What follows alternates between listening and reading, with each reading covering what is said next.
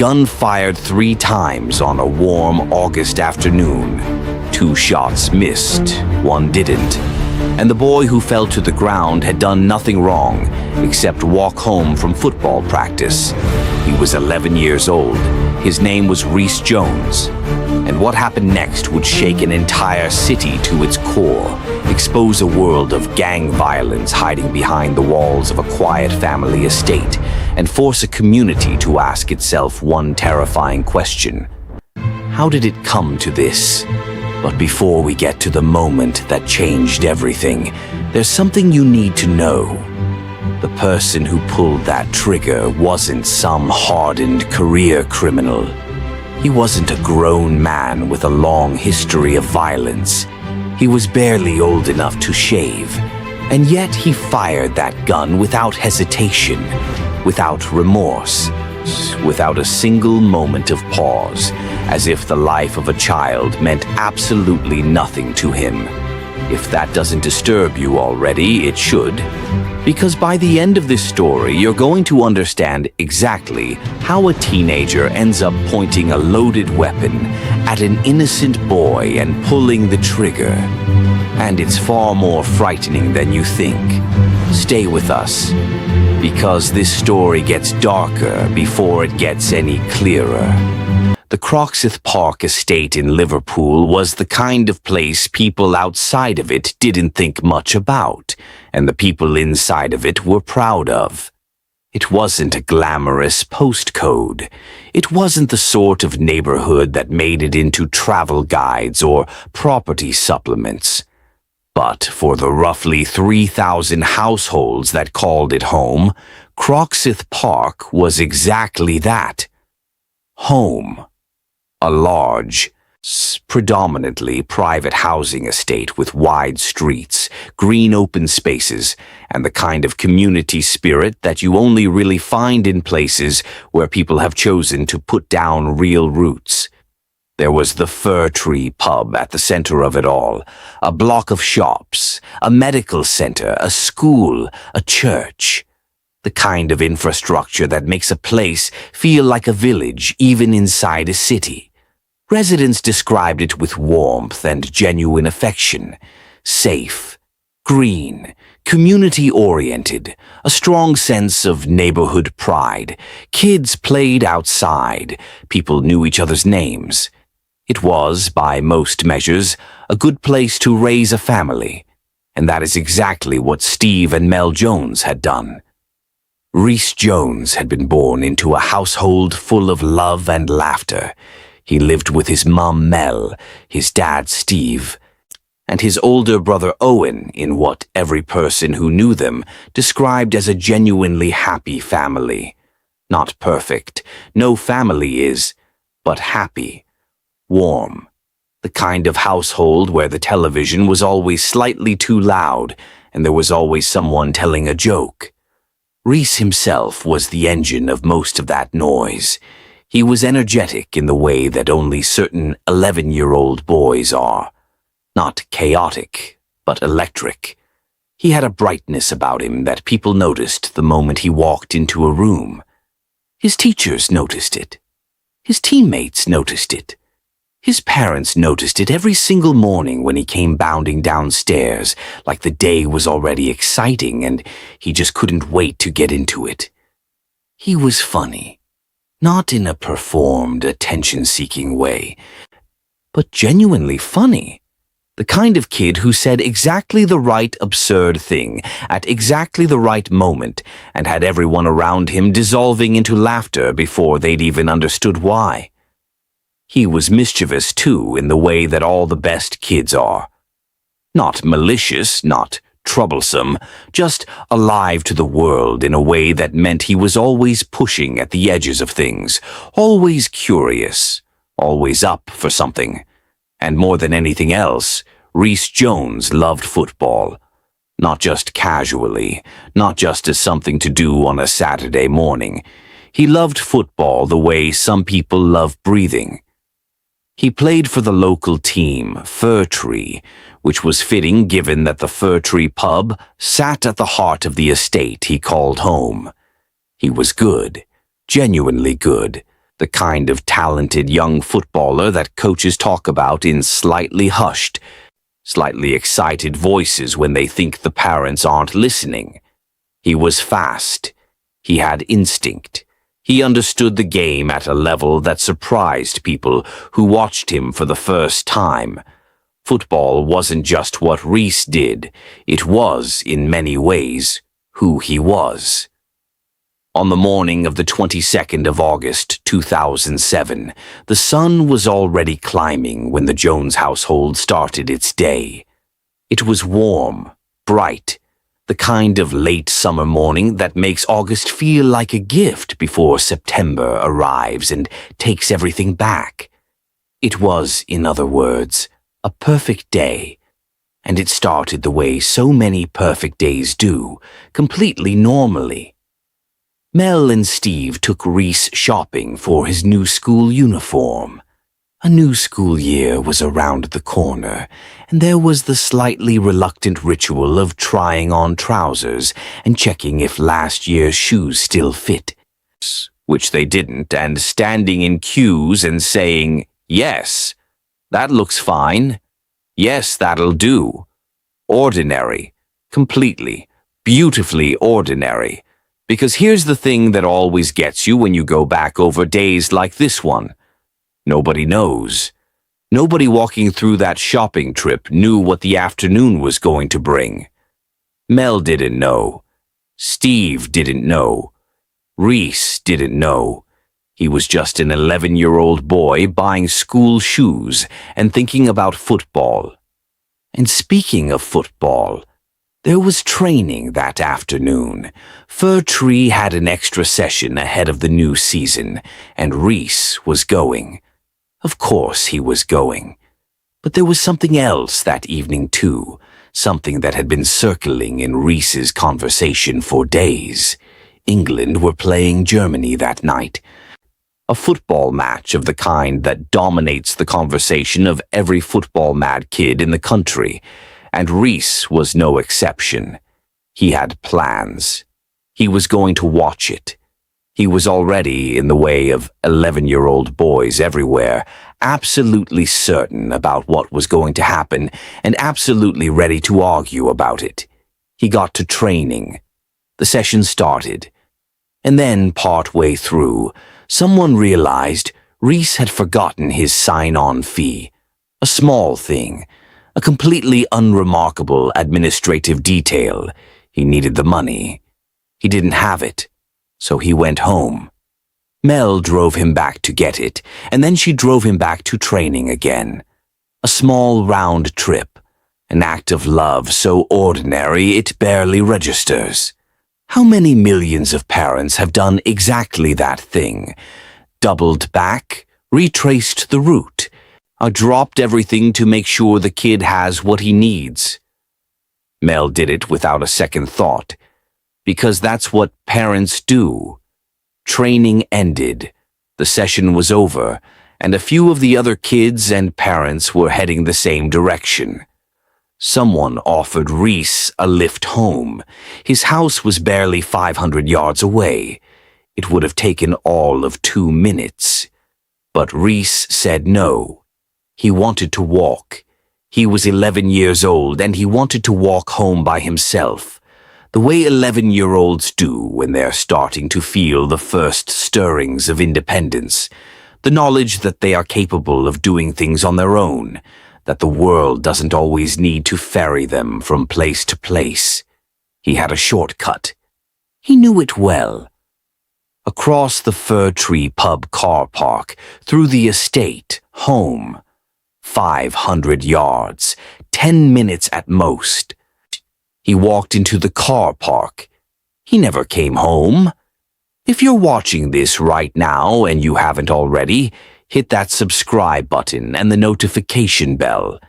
Because what happens next in this story is exactly why this channel exists. We're going to take you through every detail of what followed, every turn of the investigation, every moment of the trial. And we're not going to rush any of it. Stay with us. The Fir Tree pub was busy that afternoon. It usually was on days like this. Warm weather, a smoking ban that had pushed people outside into the beer garden, the general summery mood of a bank holiday weekend crowd spilling out across the car park in the way that pub crowds do in England whenever the sun shows up without warning. There was noise, there was laughter. There was the ordinary background hum of people enjoying a drink on a warm evening.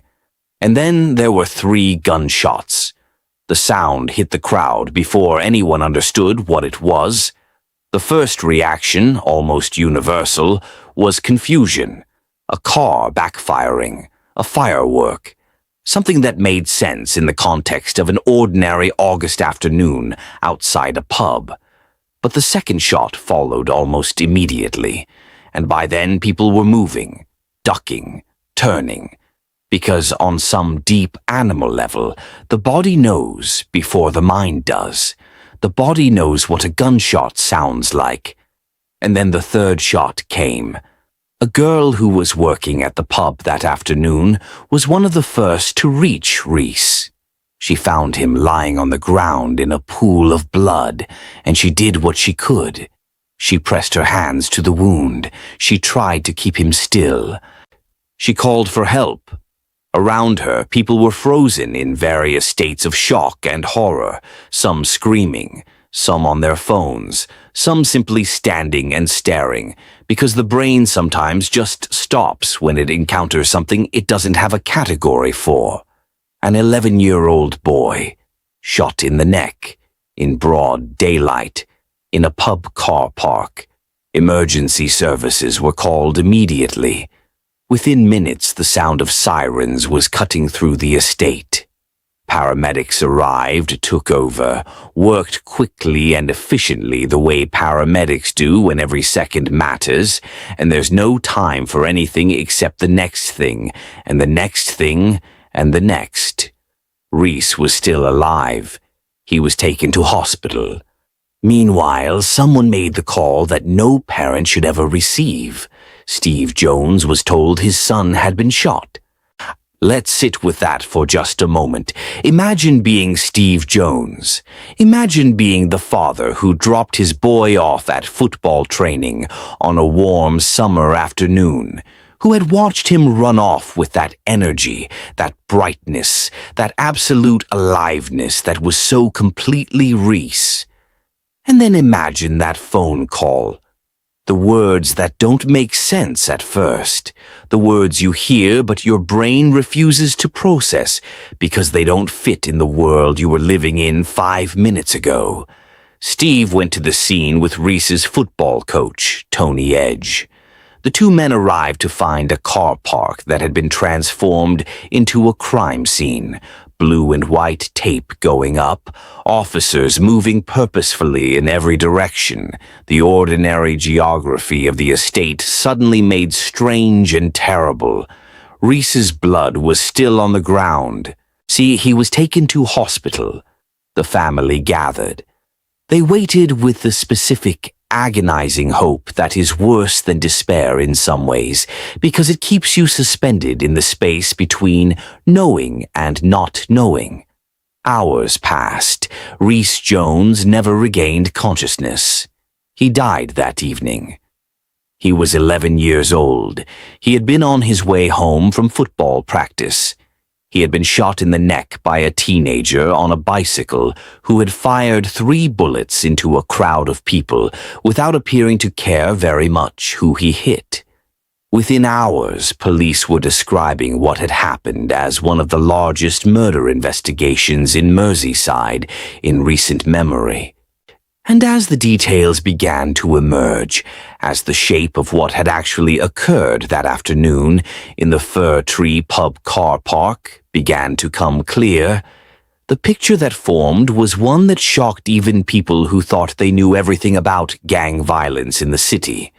The 2 shots that preceded the one that hit Rhys had been aimed at 2 boys on bikes, gang-related. The gunman, himself a teenager, himself on a BMX bike, had ridden into the car park specifically to target those boys. He had fired twice. he had missed. And then, as Rhys Jones was simply walking through the car park on his way home, the gunman had fired a third time. Whether the third shot was aimed at Rhys specifically, or whether Rhys was simply in the wrong place at the wrong moment, that question would haunt the investigation. But in some ways, it didn't matter. The bullet hit Rhys in the neck. The bullet killed him, and the person who fired it had kept riding and disappeared back into the estate. Witnesses saw a teenage boy on a BMX bike. CCTV cameras at the pub had captured something, not the gunman's face, not clearly enough for identification, but his movements, the approach, the shots, the flight. The footage was grainy, imperfect, frustrating, but it was something. Investigators pored over it, measuring the dimensions of the bike frame, trying to extract every detail they could from pixels and shadows. Police were certain of one thing almost immediately. This was gang-related. For years there had been simmering tensions between the Croxteth Park estate and nearby estates.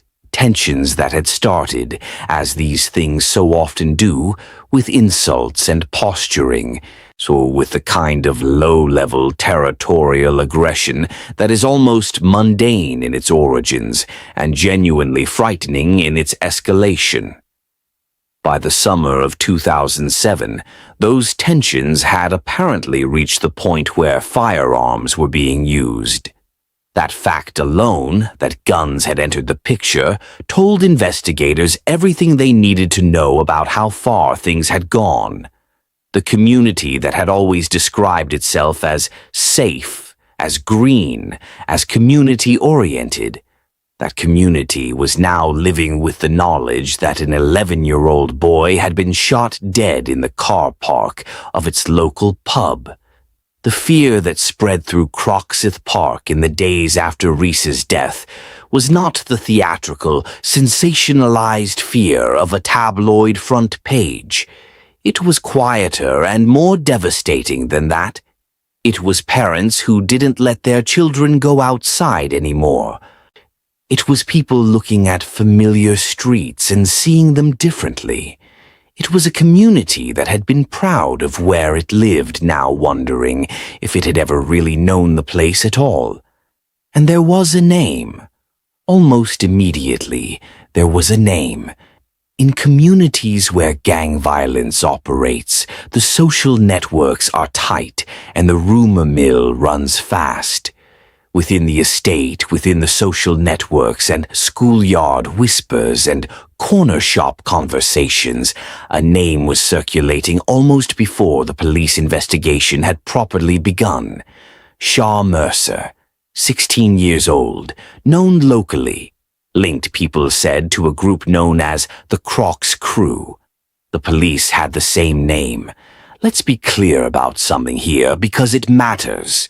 The fact that a name is circulating on an estate is not evidence. The fact that people are saying someone did something is not a case. In a country with a legal system built on the presumption of innocence, the difference between community knowledge and courtroom proof is everything. And the officers who were building this investigation knew that better than anyone. They had a suspect. What they didn't yet have, not in any form that would survive a court, was the evidence to put him there. Shaw Mercer was arrested. He denied everything. He had alibis. He had explanations. He had the particular, practiced calm of someone who had decided exactly what their story was going to be and was committing to it completely. And without witnesses willing to stand up in court and point the finger, without the hard forensic connection that places a specific person at a scene and links them to a specific weapon, the investigation was going to need more than rumor and reputation. What followed was months of painstaking, detailed, sometimes agonizingly slow detective work. The kind of work that doesn't make for exciting television, but is the actual reality of how serious crimes get solved. Officers working phones, officers trawling CCTV, officers knocking on doors, building relationships, having conversations that went nowhere, and then having them again because sometimes the nothing conversation is the one that eventually opens a door. Multiple arrests were made in the days and weeks that followed. Alongside Shaw Mercer, officers arrested a group of associates: Dean Kelly, James Yates, Melvin Coy, Gary Kays, Nathan Quinn, and a 15-year-old who would be referred to throughout the investigation and subsequent proceedings as Boy M. These were young men, some of them barely into their teens, who had been pulled into the gravity of gang life on the estate and were now sitting across tables from detectives answering questions about a dead 11-year-old. The interviews were tense.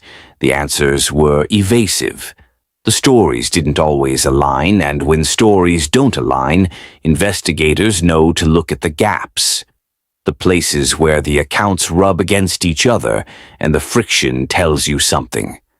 What emerged, slowly and painstakingly, was a picture of what had happened in the aftermath of the shooting. The group had tried to clean up. Clothes had been disposed of, bikes had been gotten rid of, and crucially, the gun. There had been an attempt to destroy forensic evidence, including the use of petrol. The kind of careful, deliberate cover-up that tells its own story. Innocent people don't generally respond to a nearby shooting by immediately destroying their clothing and setting petrol on things. But the most significant development came from Boy M's home. Officers searching the property recovered a Smith & Wesson revolver, ammunition, and forensic testing confirmed something that investigators had been hoping for: ballistic and residue evidence linking the recovered weapon to the shooting that had killed Rhys Jones.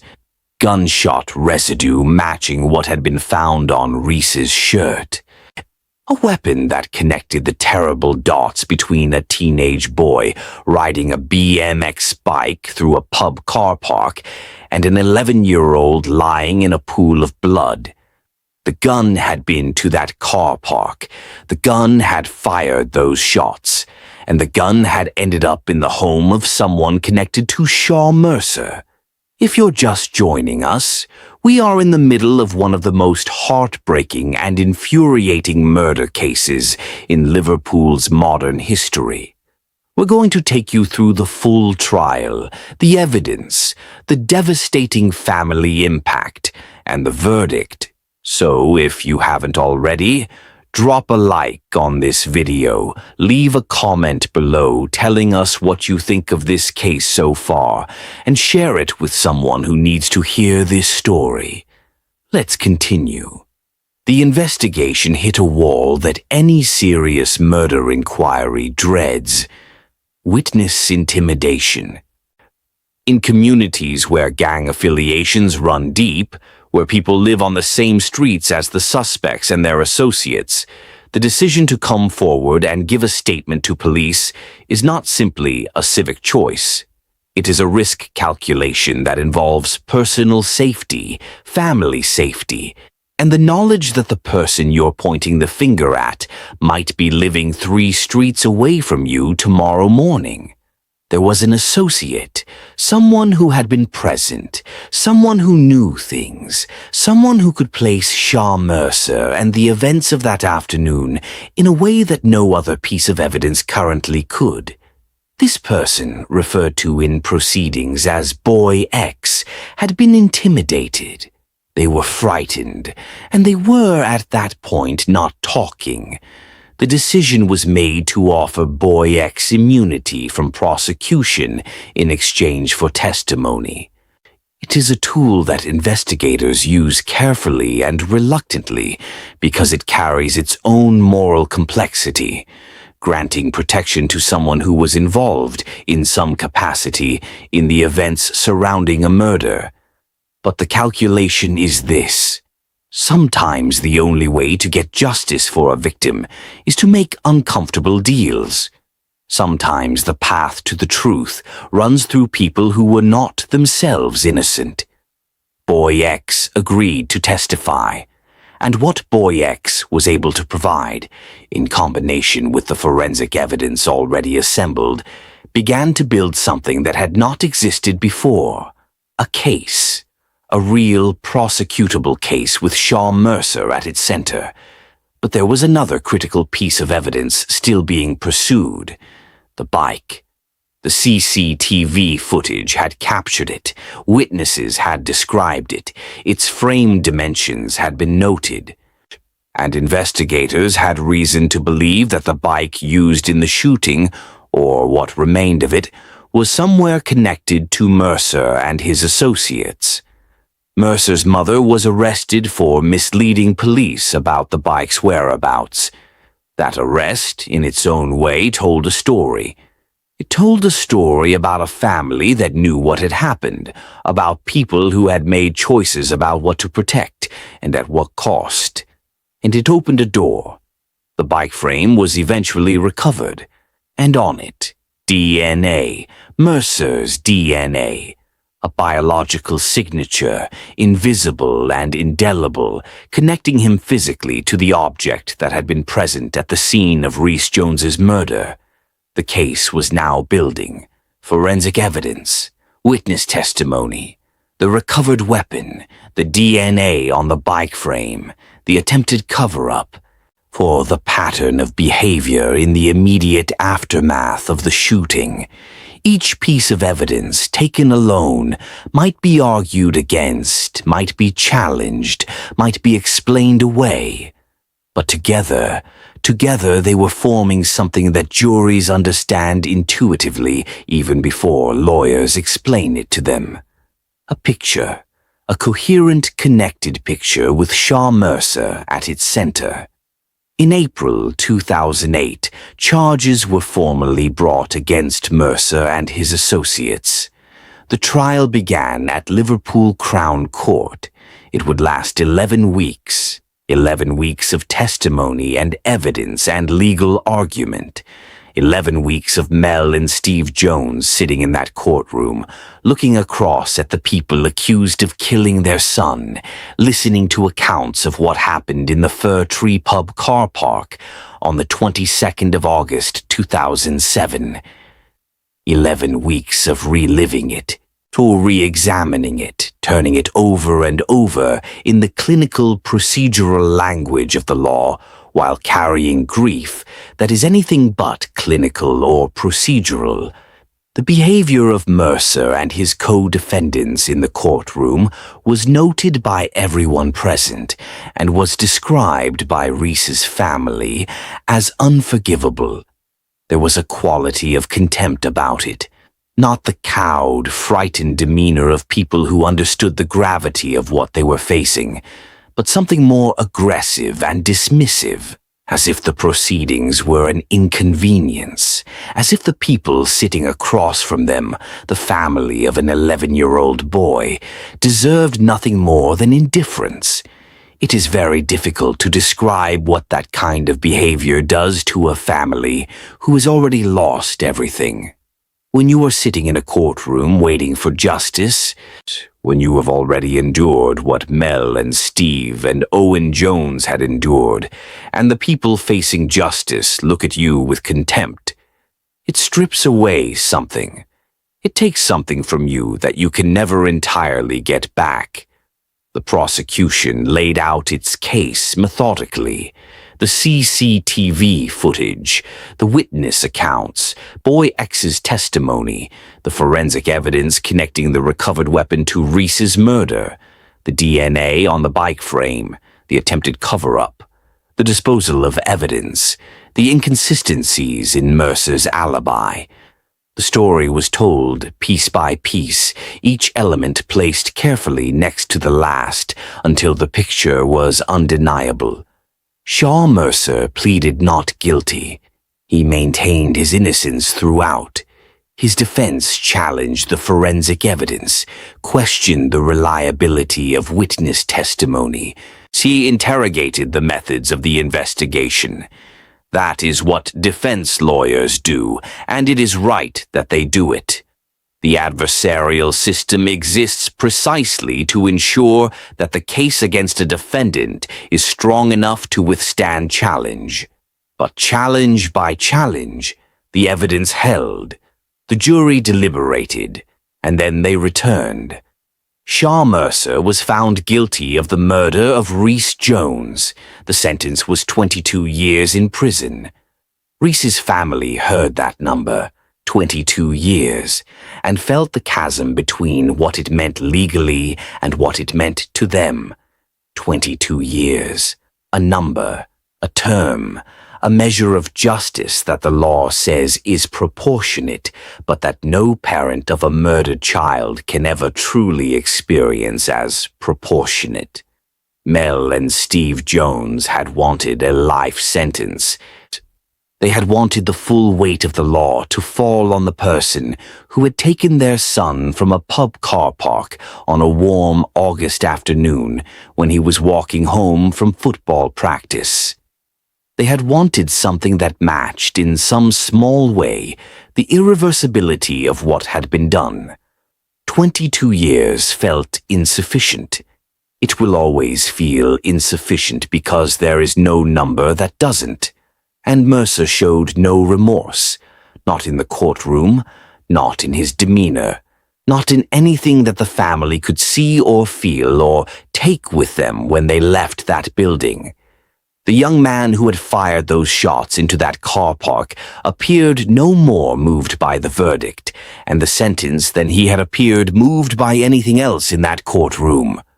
And that absence of remorse, that blankness where accountability should have been, was perhaps the final wound inflicted on a family that had already bled enough. Let's also be honest about the nature of what had happened here. Shaw Mercer was 16 at the time of the shooting. He was not an adult by any legal definition.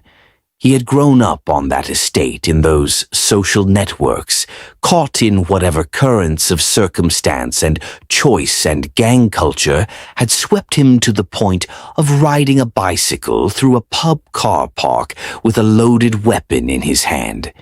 That doesn't excuse what he did. Nothing excuses what he did. But it raises the question that every case like this raises. The question about what was happening in that community, on that estate, in those young lives, long before the gun was ever in anyone's hand. Because Rhys Jones didn't die because one bad individual decided to do one bad thing. Rhys Jones died because a world existed on his estate in which a 16-year-old thought that riding into a public space and firing at people was something he could do. That world didn't appear overnight. It grew slowly in the gaps between what was provided and what was needed, in the spaces where different choices might have been made by institutions and individuals and systems that shape the lives of young people. The community of Croxteth Park has sat with that knowledge ever since. In the wake of the conviction, something was built. The Rhys Jones Memorial Fund raised money for a community center on the estate, a physical space where young people could come, where activities could happen, where alternatives to the streets and the gangs and the gravity of that world could be offered. Annual football competitions were held in Rhys's name, reflecting the thing he had loved most. His face appeared on posters and in programs. His name was spoken at events.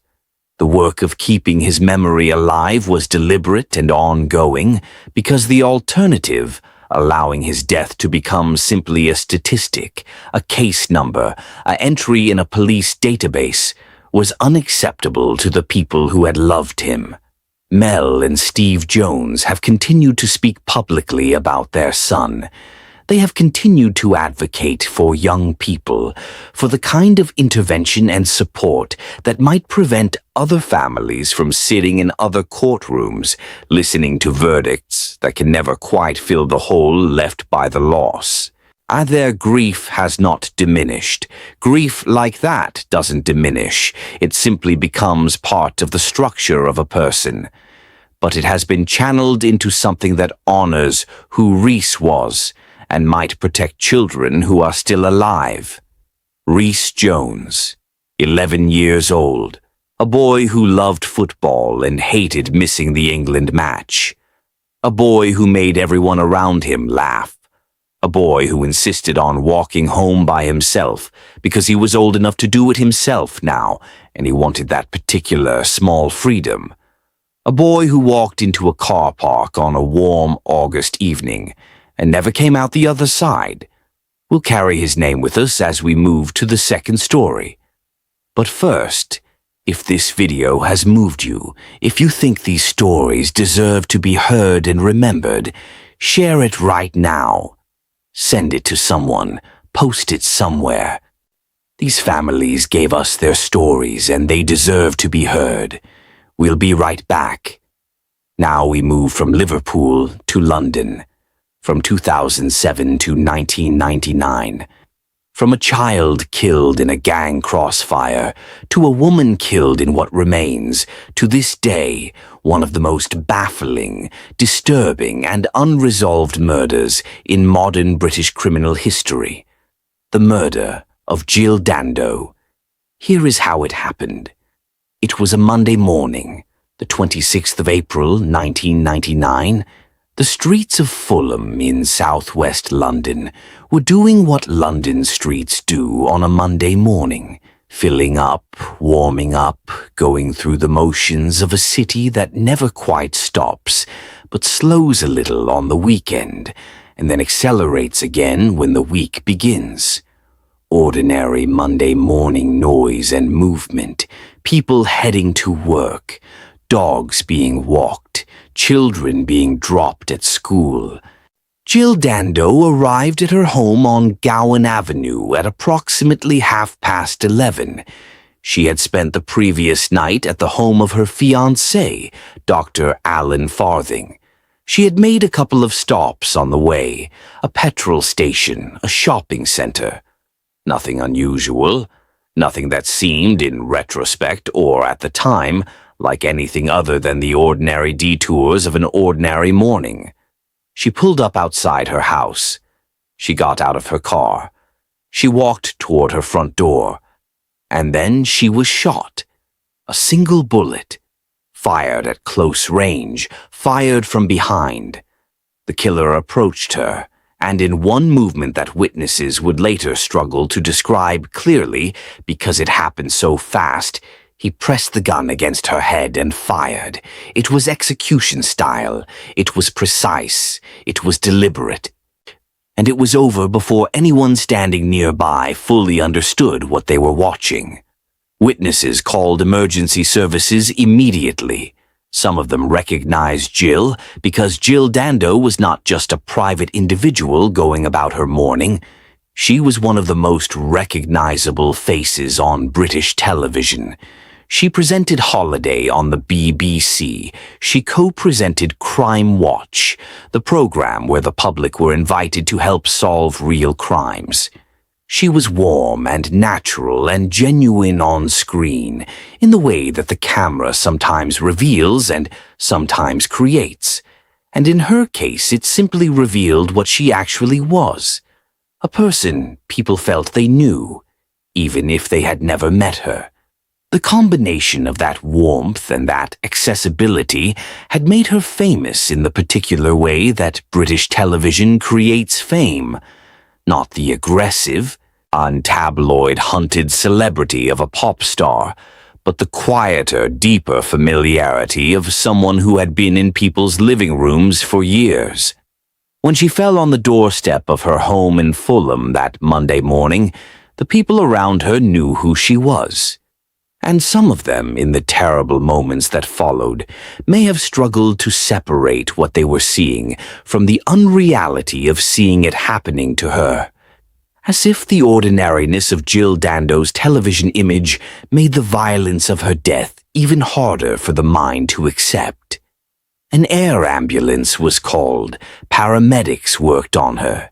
She was transported to Charing Cross Hospital, and she was pronounced dead. She was 37 years old. She was recently engaged. She had been making plans for marriage, for children, for the next chapter of a life that had been, by any measure, extraordinary in its warmth and its fullness. The shock that moved through the country in the hours after Jill Dando's death was unlike almost anything that had been felt before in relation to the death of a public figure. Not since the death of Princess Diana, less than 2 years earlier, had the British public experienced something quite like this. A public figure, beloved, recognized, safe in the particular imaginary safety that celebrity creates, dead on her own doorstep in broad daylight in a residential street in London. It didn't make sense. It couldn't be made to make sense. And in that confusion, in that failure of the world to fit the event, the question that erupted everywhere and immediately was, why? Who kills Jill Dando? And why? Oh, the Metropolitan Police launched what would become one of the largest murder inquiries in the history of the force. The largest, in fact, since the Yorkshire Ripper case. The resources committed to the investigation were enormous. The public attention on it was enormous. And from the very beginning, the challenges were also enormous. The crime scene had been heavily compromised. Medical intervention, the desperate and completely correct priority of trying to save a life, had altered the scene in ways that complicated forensic recovery. The murder weapon was not found. Forensic evidence was limited. The man who had been seen fleeing the scene, several witnesses reported a man walking away, apparently calmly, after the shooting, had not been clearly identified. Different witnesses described different things, and what emerged was not a composite picture so much as a collection of impressions, each slightly different from the last. CCTV footage from the area was examined. Mobile phone records were pulled. The question of whether Jill had been followed that morning, whether the killer had tracked her from her fiancé's home or from the petrol station or the shopping center, was investigated carefully. And the answer that the evidence appeared to give was no. There was no indication that she had been stalked through her morning routine, which suggested either that the killer had known she would return to her home that morning, had known enough about her life and her movements to be waiting, or that there was some other explanation that the investigation had not yet found. Over 2,000 people were named or considered as part of the inquiry. 2,000 individuals whose names appeared on lists, in statements, in phone records, in informant reports. The scale of it was staggering. Detectives who worked the case described the experience of being buried under an avalanche of information, each piece potentially significant, each piece requiring assessment and follow-up and documentation. The program Crimewatch, the program that Jill herself had co-presented, was used to appeal for information from the public. There was something almost unbearably poignant about that. The show she had appeared on, calling for public help with crimes, now calling for public help with hers. The appeals generated enormous response. Calls flooded in, sightings were reported, theories were offered. And every piece of information had to be taken seriously, assessed, followed up, even the ones that led nowhere. Especially the ones that led nowhere, because in an investigation like this, Ruling things out is as important as ruling things in.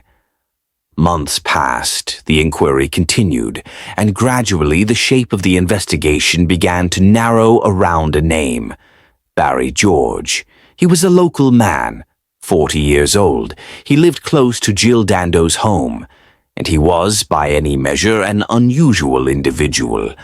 Not unusual in the sense that makes someone a murderer, but unusual in ways that had caused him to come to the attention of various agencies over the years.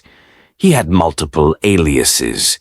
He had fabricated identities, calling himself different names in different contexts, presenting himself as someone he wasn't. He had a history of sexual offenses. He had an interest in firearms. He had, in the period after the murder, behaved in ways that had drawn attention from local taxi firms, from agencies, from people who had interacted with him and then reported him to police as someone who seemed connected to what had happened. Barry George's flat was searched. It was cluttered, dense with accumulated objects and papers, the accumulated physical expression of a chaotic inner life. And in that flat, in a coat, officers found something that would become the central and most contested piece of evidence in the entire case: trace amounts of gunshot residue. Gunshot residue is exactly what it sounds like: the microscopic particles produced when a gun is fired. The presence of those particles on a person's clothing can indicate that they were in proximity to a discharged firearm. It is a forensic tool with significant limitations. Residue can transfer, can persist, can be explained in multiple ways. But in the context of this investigation, the discovery of those traces on a coat belonging to Barry George was significant. There was also a fiber found at the crime scene that matched clothing associated with George. Barry George was arrested. He was charged with the murder of Jill Dando. He pleaded not guilty. The trial that followed was shaped by two things: the weight of public expectation and the thinness of the actual evidence. The nation wanted an answer. The murder of Jill Dando had created a wound that remained open, and the arrest and trial of a suspect offered the possibility of closure. But the case that the prosecution brought was, at its core, a circumstantial one. Barry George was a strange man with a troubling history who lived near the scene and on whose coat trace amounts of gunshot residue had been found. That was essentially the prosecution's case. There were no eyewitnesses who identified him. There was no murder weapon. There was no direct forensic link of the kind that puts a specific person in a specific place at a specific time. His defense team argued that he was vulnerable, that he suffered from a personality disorder, that his behavior, the aliases, the unusual manner, the accumulated oddities of his life, reflected mental health challenges rather than the profile of a calculated assassin. They pointed to the limitations of the forensic evidence. They emphasized the absence of a definitive identification. None of it at that point was enough. Barry George was convicted of the murder of Jill Dando. He was sentenced to life imprisonment. He had not killed her, or at least the courts would eventually conclude that the evidence that convicted him was not sufficient to maintain that conviction. The campaigns for a retrial began almost immediately. Those who believed in George's innocence, his legal team, his supporters, campaigners who had followed the evidence closely and found the forensic case lacking, kept pushing, and eventually they found what they were looking for. New analysis of the gunshot residue evidence raised serious questions about its reliability. Questions about contamination, about transfer, about the conditions under which the residue had been stored and tested. The single particle of gunshot residue that had been so central to the prosecution's case was, the new analysis suggested, not the conclusive piece of evidence it had been presented as. In 2007, the Court of Appeal ruled that the gunshot residue evidence was inadmissible. Barry George's conviction was overturned, and in 2008, 8 years after Jill Dando's death, 8 years after his conviction, Barry George walked out of prison a free man. He had spent 8 years in prison for a murder he did not commit. 8 years. The wrongful conviction of Barry George is one of the most troubling episodes in recent British legal history. Not because the police who investigated were corrupt, not because the jury who convicted were malicious. They were none of those things. It is troubling because it shows, in the starkest possible terms, what can happen when public pressure meets a thin evidential case and something gives way that shouldn't. The desire for answers, the genuine, understandable, human desire for the death of Jill Dando to have an explanation, a face, a person to hold accountable, had created a force that pushed the process somewhere it should not have gone. And now the case was open again, the murder of Jill Dando. Unsolved, because here's the thing that makes this case so enduringly, uniquely disturbing. If Barry George didn't do it, then someone else did. Someone else walked up to Jill Dando's front door on a Monday morning and fired a single bullet into her head with the deliberate precision of a person who knew exactly what they were doing. And that person has never been found. That person has never been charged. That person, see, as far as the public record goes, is still out there. The theories that surround the Jill Dando case are numerous, and in some instances, genuinely chilling. There is the theory of the professional hitman, the nature of the killing, the single shot, the execution-style method, the apparent calm of the shooter in the immediate aftermath. The complete lack of physical evidence speaks to someone with skill, someone trained, someone who knew how to do this and did it cleanly. If that's true, then the question becomes, who hired them and why? One line of investigation pointed towards Serbian connections. At the time of Jill Dando's death, NATO had been conducting airstrikes in Yugoslavia, targeting infrastructure in response to the Kosovo crisis. The BBC had been one of the media organizations covering the conflict.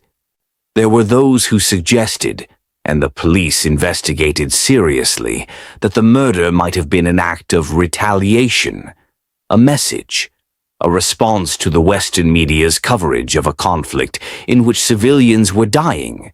The theory was never proven.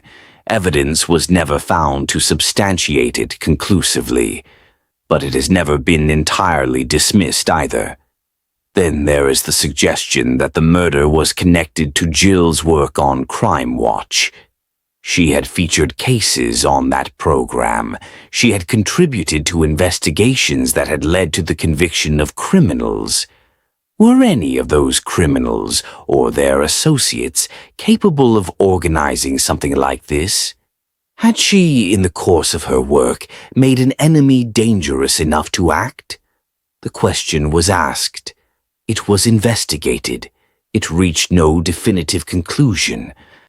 There are darker theories, theories involving powerful individuals, VIP circles, the abuse of children, and the protection of those who committed it.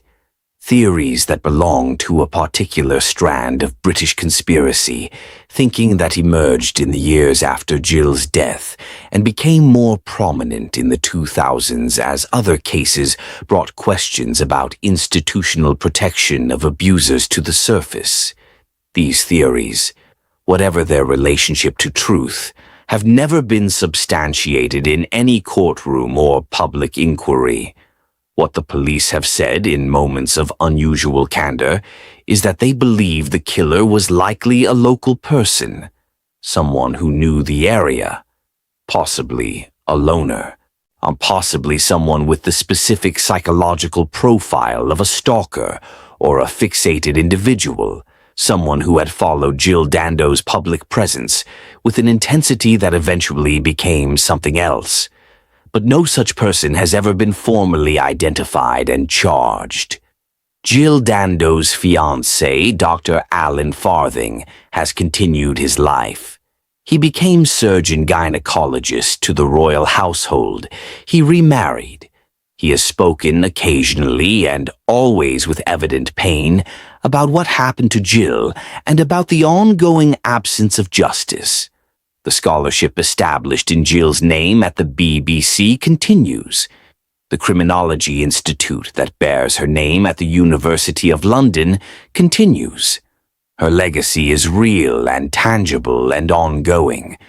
But the question of who killed her remains open, and the longer it remains open, the less likely it becomes that a living person will ever be held accountable for what happened on Gowan Avenue on the morning of the 26th of April, 1999. There is something in that, something in the particular cruelty of an unsolved murder that the Rhys Jones case does not share. The Jones family has a verdict. They have a name, a conviction, a sentence. The justice they received is incomplete in the way that all courtroom justice is incomplete when weighed against the reality of grief. But they have something. They have an ending of sorts, even if the ending is insufficient. The Dando case offers nothing like that. It offers only questions, theories, silence where an answer should be. And we have to ask, watching both of these cases, sitting with both of these families, holding both of these murders in our minds, what does justice actually mean? In the Rhys Jones case, justice meant a 16-year-old killer sitting in a courtroom while the parents of an 11-year-old waited for a verdict.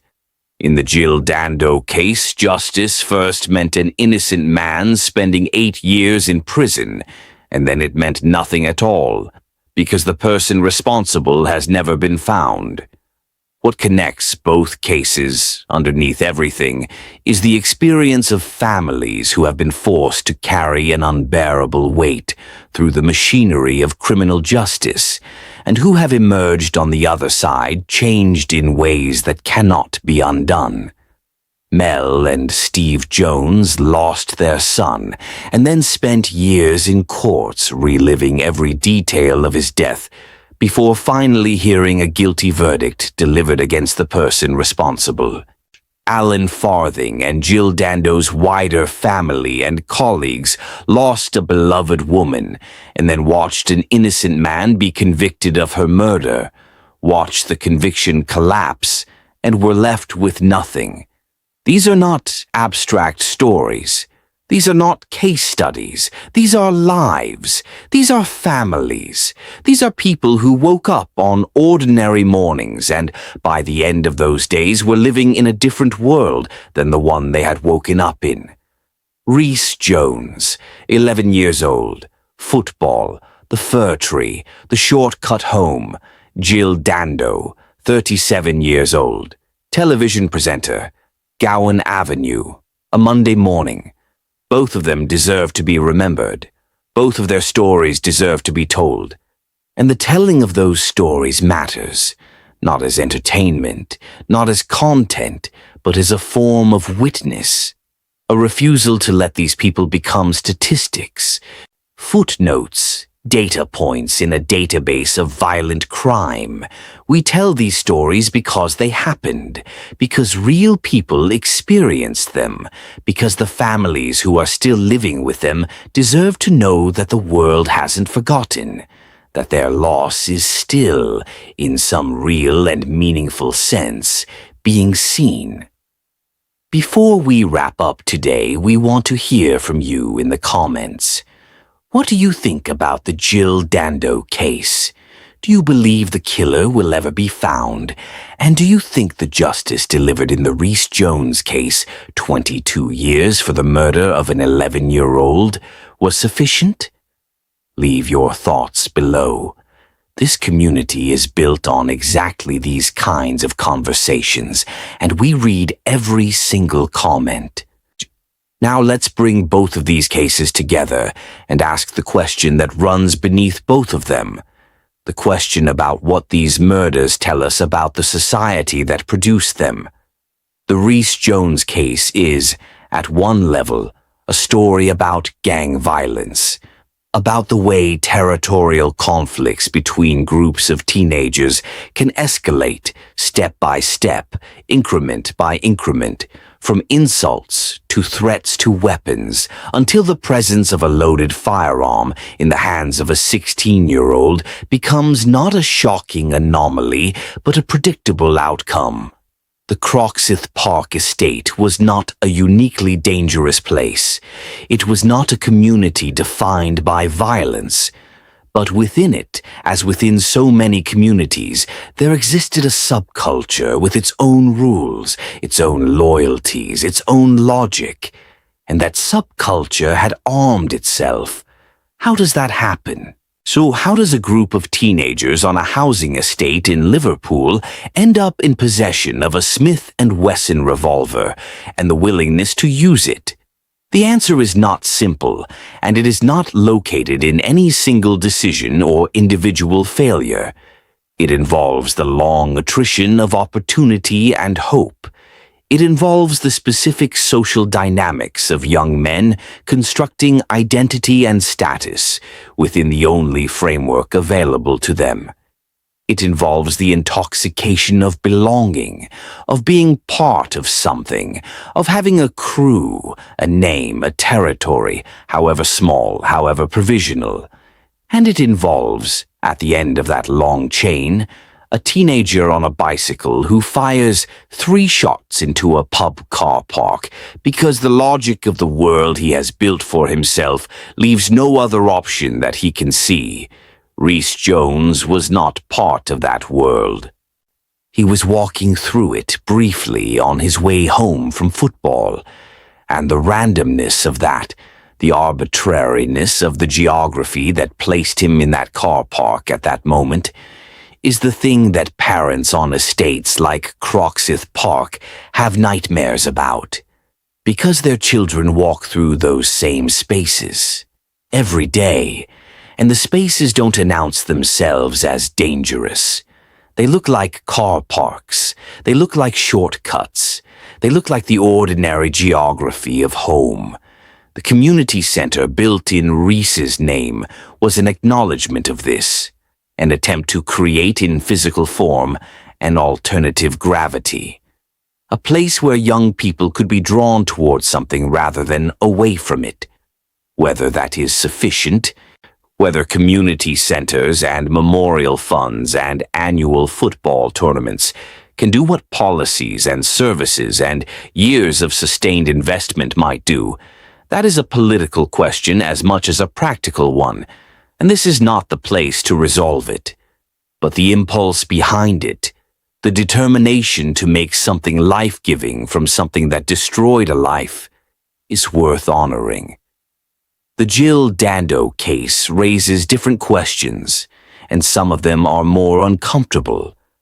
The question of how a justice system responds to public pressure, the question of what forensic evidence actually proves and what it only seems to prove, the question of how a man like Barry George, unusual, vulnerable, socially isolated, becomes, in the minds of investigators and eventually a jury, a plausible killer, and the question of who, if not Barry George, was capable of killing Jill Dando with that precision and that calm and that completeness.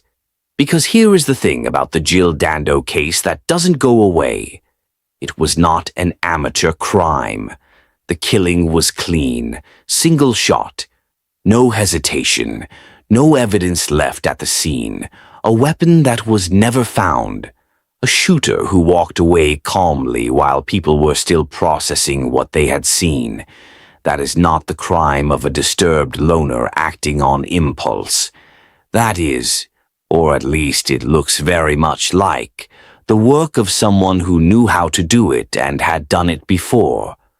Or someone who had thought about it very carefully and prepared very thoroughly. And if that's what it was, if Jill Dando was killed by a professional on behalf of someone who wanted her dead, then the murder is not just a tragedy. It is a statement, a message. And the fact that the message has never been decoded, that the sender has never been identified, that we don't know what was intended to be communicated by walking up to one of Britain's best-loved television presenters and shooting her on her doorstep, that is genuinely frightening. Because it means that whoever did this got away with it. Completely. Without consequence. Jill Dando was 37 years old. She was warm and professional and real in the way that genuine people are real. Not performing warmth, but simply being it. She was about to get married. She was about to start a family. She had decades of life ahead of her. And on a Monday morning in April, someone took all of that. Took it deliberately, purposefully, professionally, and we don't know who. We may never know who. That is the ending the Jill Dando case offers. Not resolution, not justice, not the particular terrible satisfaction of a verdict. Just an open question, permanently open, about who walks among us and what they are capable of. Jill Dando's murder remains one of the most extraordinary events in the modern history of British public life. Not because of who she was, though who she was matters enormously, but because of what it revealed about the limits of investigation, about the fragility of certainty, about the gap between what a community needs and what the truth sometimes allows. We remember her. We should remember her. And we should remember that the person who killed her has never been held accountable, has never faced a court, has never looked at the people who loved her and heard a verdict read. Rhys Jones was buried with his football. It seems right that we end with that detail because it says everything about who he was and who he would have been. An 11-year-old boy who loved football so much that his family wanted that love to go with him. He was buried with his football. Jill Dando's legacy lives in a scholarship, in a criminology institute, in the continued work of the program she loved. She was buried with the knowledge that millions of people had loved her, and that many of them still do. Both of these stories are, in their different ways, about the violence that the world is capable of. Random violence, deliberate violence, gang violence, execution violence, violence that takes an 11-year-old boy walking home from training, and violence that takes a 37-year-old woman stepping out of her car on a Monday morning. Both are about the families left behind, carrying their grief forward into days that should have contained the people they lost. And both are about the questions we carry with us. In the Rhys Jones case, the question of what we are willing to do, as communities, as institutions, as a society, to prevent the conditions that produce 16-year-olds with guns. In the Jill Dando case, the question of who pulled that trigger, and why, and whether we will ever know. There are no comfortable conclusions here. That is appropriate. These stories do not have comfortable conclusions. They have verdicts and acquittals and prison sentences and unsolved mysteries and memorial funds and annual football competitions and BBC scholarships and a criminology institute and two families who wake up every morning in a world that no longer contains the person they loved most. We carry these stories forward because that is what we can do. We tell them. We listen to them. We refuse to let them be forgotten. And we ask the questions that they ask of us, even when, especially when, the questions have no answers. If this story stayed with you, if it moved you, if it made you think, please share it. Send this video to someone. Post it somewhere. Tell someone about Rhys Jones. Tell someone about Jill Dando. Because these stories deserve to be told. And because telling them is one of the things we can do to honor the people at the center of them. Subscribe to this channel if you haven't already. Hit the notification bell so you don't miss the stories we're telling every week. Stories about real crimes, real families, real investigations, told with the care and the depth they deserve. Leave a comment below. Tell us what you thought. Tell us which part of this stayed with you, which question you're still sitting with, which moment hit you hardest. Because this is a community built on paying attention to the things that matter. And what matters more than this? Than the lives of people who were taken, and the families who are still here, still carrying them. We'll see you next time.